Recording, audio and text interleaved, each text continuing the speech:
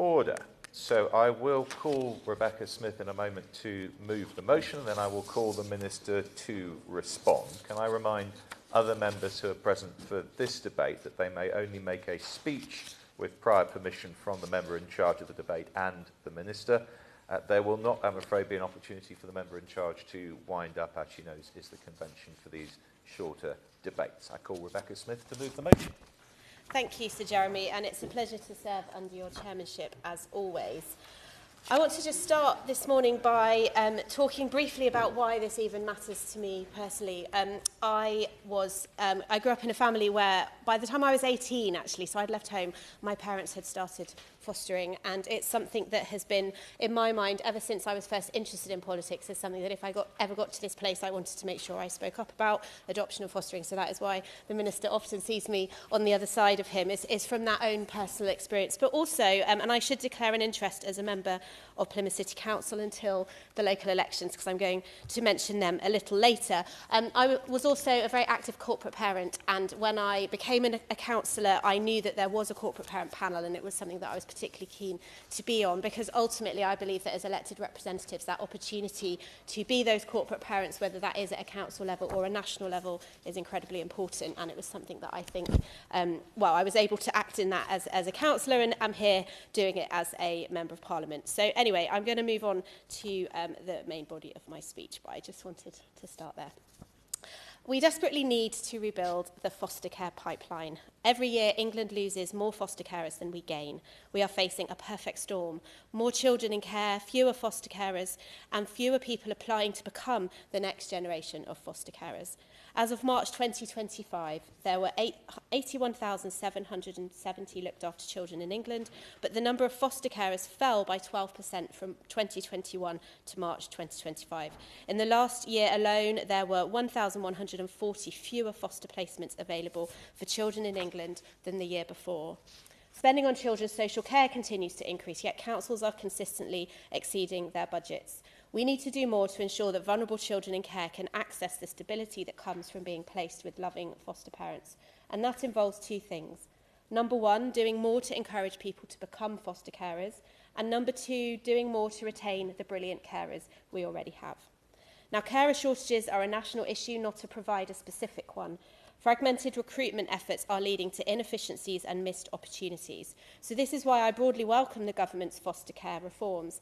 I am encouraged by the commitment to simplify approval processes, strengthen regional collaboration and support innovation.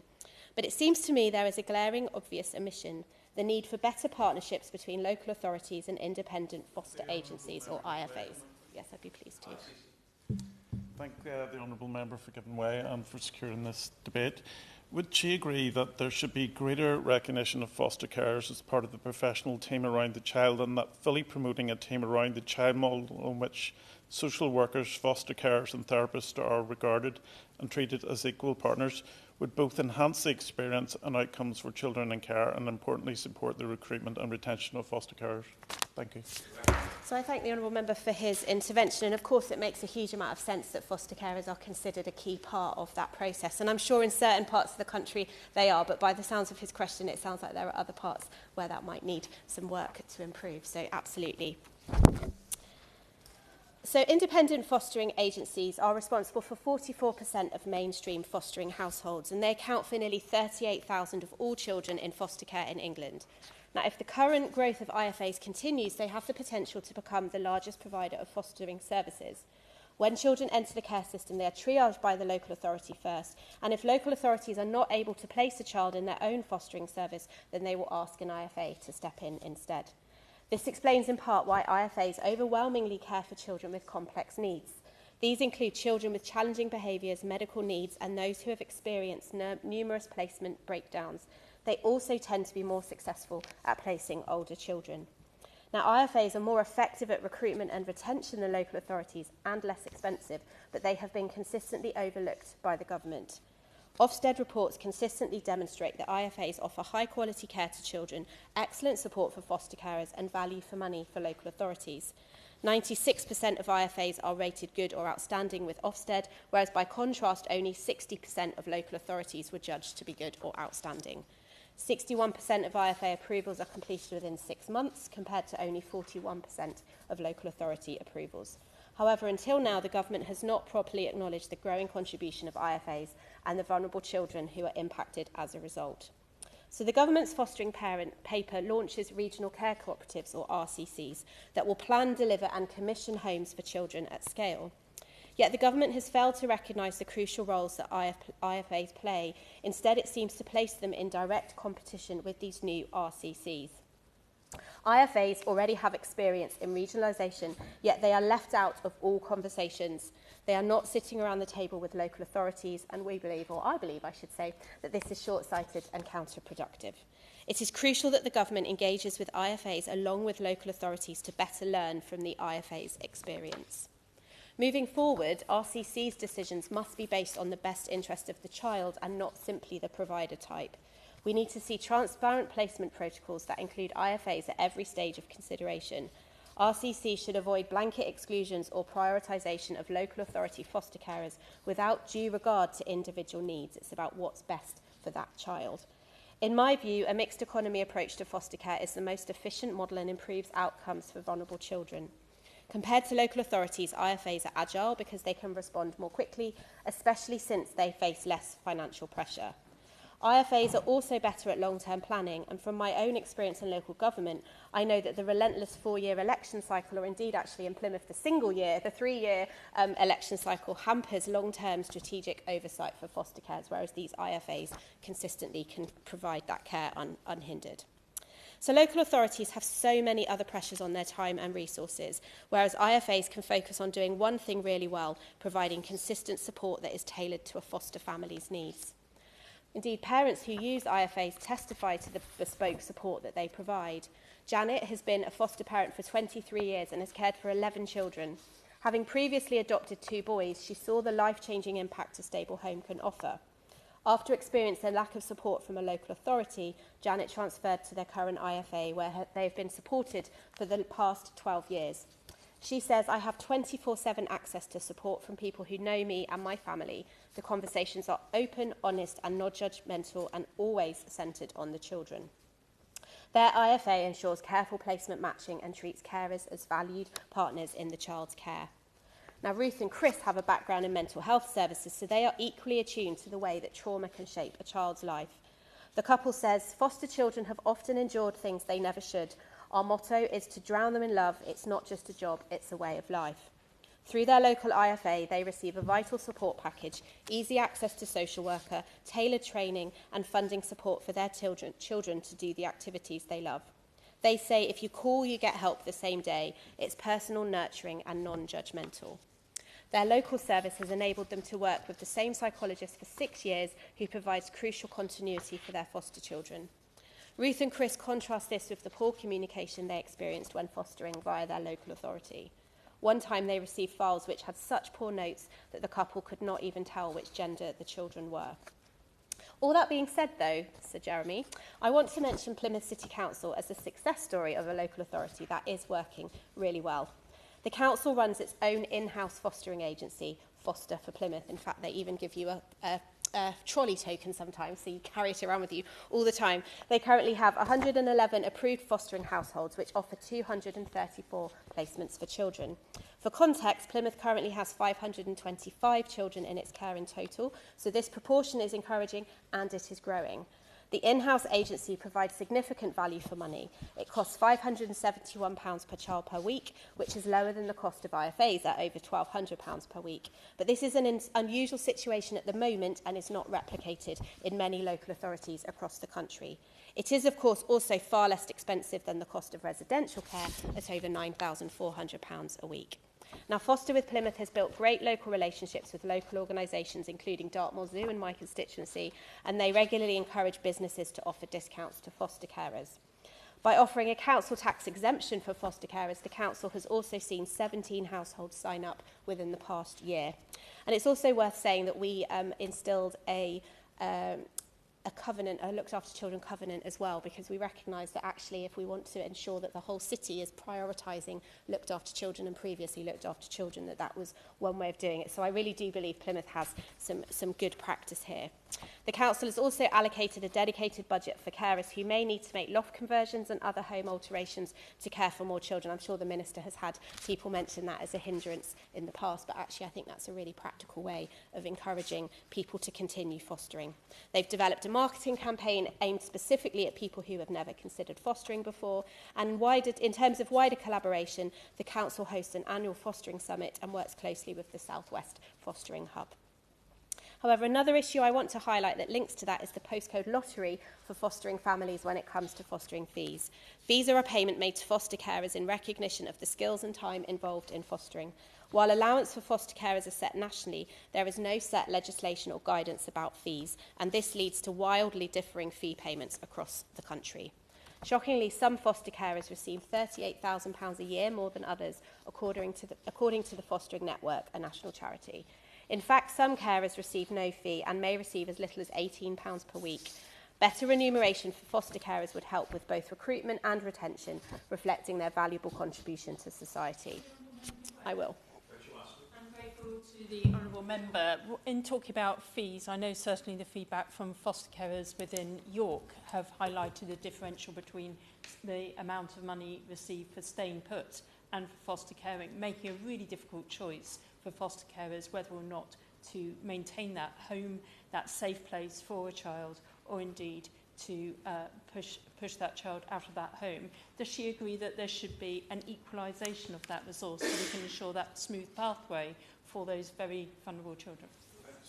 So I think anything that encourages young people to have a consistent home is vital. And one thing I haven't had time to mention today is the use of supported lodgings, which we've talked about before.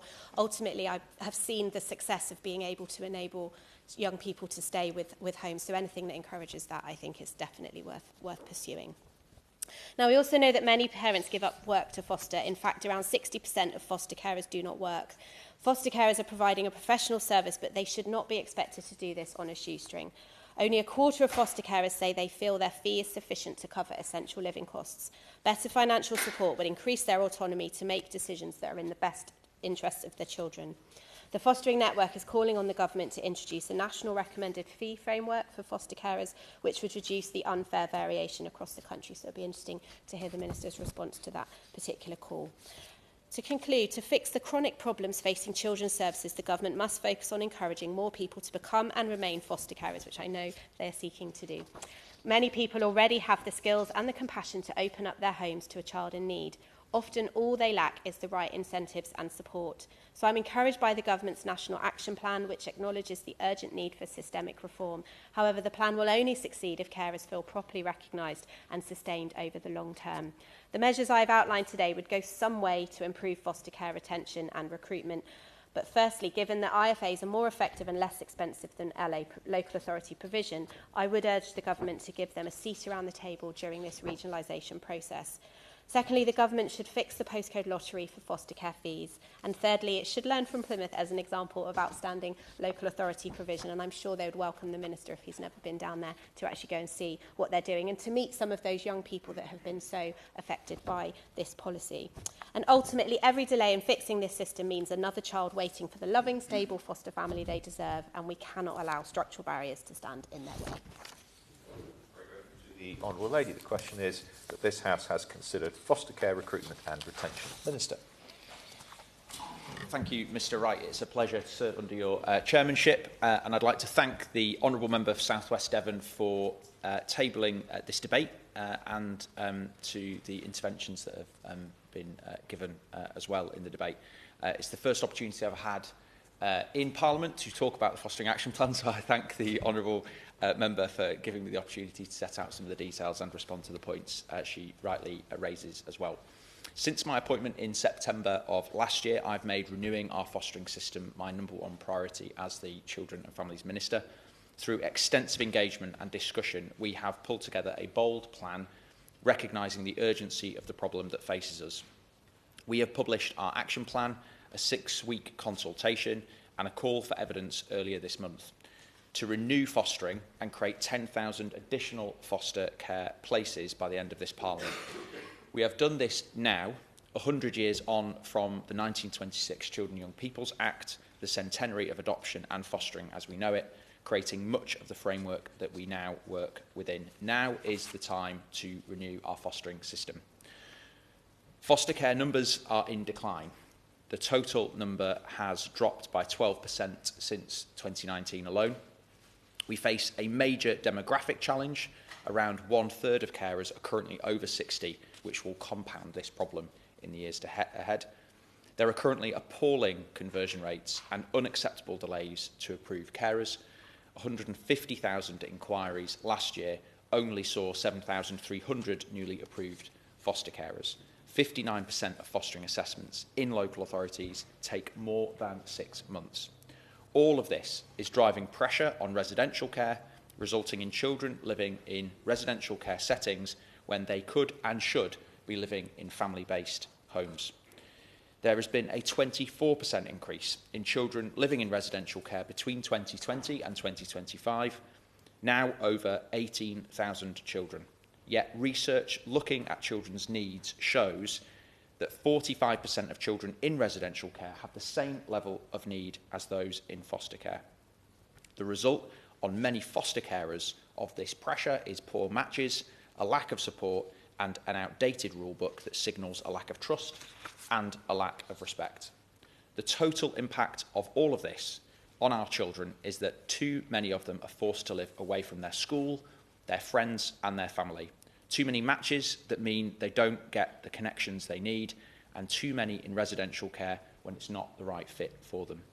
This status quo, this fostering decline, runs at complete odds with our wider reforms to children's social care. It means we're breaking rather than making lifelong loving relationships. We're driving the cost escalator towards ever-expanding residential care that is evidence of profiteering. Between 2020 and 2025, spending on residential care doubled to £3.7 billion. Our wider reforms will keep more families safely together and mean greater support for kinship options, backed by major reform and £2.4 billion of additional spending. But even with all of this, renewing our fostering system demands real focus, national leadership and ambition, specifically on fostering. So let me set out what we are doing, the actions that we are taking to give thousands more children in care the choice they need to have the enduring relationships that must become the obsession of the care system. First, to make sure the whole of the English system is galvanised by the 10,000 target that we have set, we are renewing local authority fostering teams. Expanding fostering hubs that have made meaningful progress will take on the full end-to-end process. So we are pushing fostering hubs to take on the whole process rather than just the initial inquiry stage. The majority of local authorities in England this year will recruit and train foster carers in end-to-end hubs according to the plans that we've got. These will be held to account for rolling out the most effective features of existing hubs so that we can get the conversion rates up. We will also launch new hubs in the coming weeks. Further to this, we will create the second wave of regional care cooperatives with greater clarity that these will not simply be commissioning bodies, they will directly create the provision and be tied to fostering hubs. And a note on RCCs to respond to the Honourable Member's points around IFAs. The RCC role is in many respects to strike a better relationship with the not-for-profit and profit-making sectors in both fostering and residential care. Throughout the whole process of building these plans, I've engaged with independent fostering organisations and will continue to do that. They do have value to add into the process and can bring innovation into it.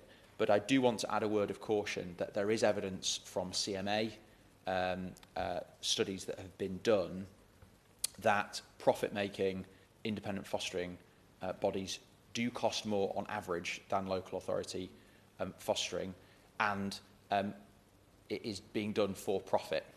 Now, the direction of travel that we've seen the residential care system go in, where we are now at a point where about 90% of all residential care is run on a for-profit basis, where the largest companies are demonstrating behaviour which amounts to profiteering. I do not want to see that replicated in the fostering system, and we need to grip it before that happens. Market failure will be the result of inaction from government in this field, and I won't tolerate that. For all other local authorities that are not in an RCC or a fostering hub, those local authorities will be set stretching targets to approve, and we will set new standards on the process overall, and Ofsted will update their inspection framework to hold those local authorities to account. We are also consulting on whether the role of fostering panels for approvals should be changed, and whether or not it is adding value to the process commensurate with the time and cost involved in those fostering panels. And we're going to launch a digital platform to speed up the process. So all of this should speed up the conversion rates and make sure we get more approved carers as soon as possible. I certainly will. I'm really grateful. Could you say a little bit more about how foster carers from within families is going to be handled within this process, because it's really important, but also how the reunification process works so we can reunite a child back into their birth family? My honourable friend is at risk of taking me off down two very important subjects that I'd love to spend an entire Westminster Hall debate talking about each of them. But briefly, I want to see the fostering approval system change so that it is sensitive to the differences between approving, for example, a known person to that child who will only ever foster that child from approval processes for foster carers who are doing it through the more conventional route. And the problem at the moment, as I've heard from many kinship carers, is that they are held to standards which are just not appropriate. So grandparents being given a hard time because they vape or because they only have one spare room and they're looking to look after their two nephews or their two grandchildren. I want all of that swept away so that we can have a common sense system that gets behind the people who are already in that child's life who love them, and make sure that that becomes the central kind of focus of how we structure the care system. And similarly for reunification practice, it's really important that people recognise more widely that the route of living with your parents to living in care often involves going back and forth sometimes, and it shouldn't many times. And so we need to build a care system that can wrap around families and parents that might be struggling. And so options of part-time foster care or family fostering can offer real value. I just did a radio call in this morning on this very point, and a young care experienced person called Mary, who had that experience of moving in and out of care. Their mum, I think she said, is bipolar, and actually, you know, Mary's mum loves her and can offer some care and support to her. How great would it be if the care system could bolster Mary's family rather than replace Mary's family if it's safe to do so? And that's what we should be trying to do at every step with the care system. Secondly, we will scale and support innovation to get new carers and look after the ones that are already caring, because retention is as important as recruitment. We will double down on Mockingbird, the programme of support for existing foster carers, funding another 100 constellations. Building on this, we will also set new standards of support for all carers so that they can benefit from the features that make Mockingbird such a success. We will take room makers, first started in Greater Manchester, and a programme that sounds very similar to the one my honourable friend mentioned from Plymouth, to national rollout. At least £25 million will fund extensions or renovations so that children can stay connected for longer or grow up with their brothers and sisters in the same house. We will launch a fostering innovation programme to bring forward even more new thinking, with a focus on new and flexible models of care, like weekenders, step down and specialist care and support for retention. And specifically, I've been delighted to work with my colleague in the Ministry of Justice to ensure that we can set up a new programme to scale up remand fostering so that children don't need to unnecessarily enter young offenders institutes. And through all of this, we will encourage partnerships between fostering hubs and independent fostering associations, as the Honourable Member has highlighted. Renewing fostering means opening up to new models of care and new families. And with this government, we welcome that innovation. Thirdly, we will rewrite the rule book around fostering so that we prioritise making foster care feel human and loving and normal for children, that it feels respected and supported for carers themselves as well. We have launched a rapid consultation on changes to the allegations process, a process which has been a source of complaint for many years. We're doing that so that it's fairer for carers and doesn't unduly rock existing strong relationships. We have launched a call for evidence on a range of issues, including a foster care national register, consistency of allowances, and we will be setting out a process of doing some analysis to look at the variation in allowances across the country in order to highlight the very point that members have raised. We'll make some changes on the distinctive role of kinship and connected carers in fostering, and for the training and support that they need as well. This will lead to a rewriting of national minimum standards and other statutory guidance for fostering at the earliest opportunity. We will take immediate steps to clarify that foster carers must be respected in conversations amongst professionals about their child.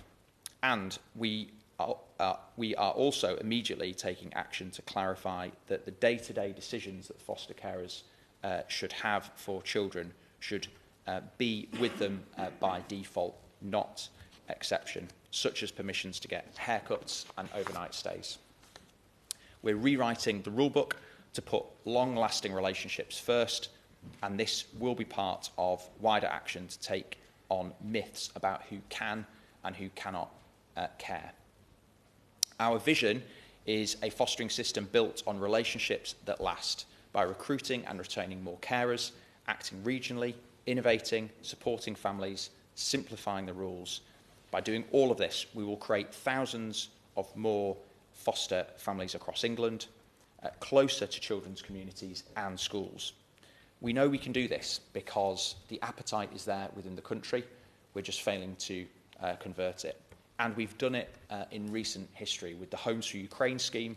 We've shown what we can do when a problem is confronting us and when we can mobilise society, civic society and government in harmony towards a shared goal. This is a decisive moment for fostering in England. Together, we will ensure that every child who could thrive in foster care has the option of a home to grow up in, the love, the stability and the opportunity that they deserve. I'm grateful also to the Minister. The question, therefore, is that this House has considered foster care recruitment and retention. As many as are of that opinion say aye. The contrary, no. I think the ayes have it. The ayes have it. Order. The sitting is suspended until 2:30 this afternoon.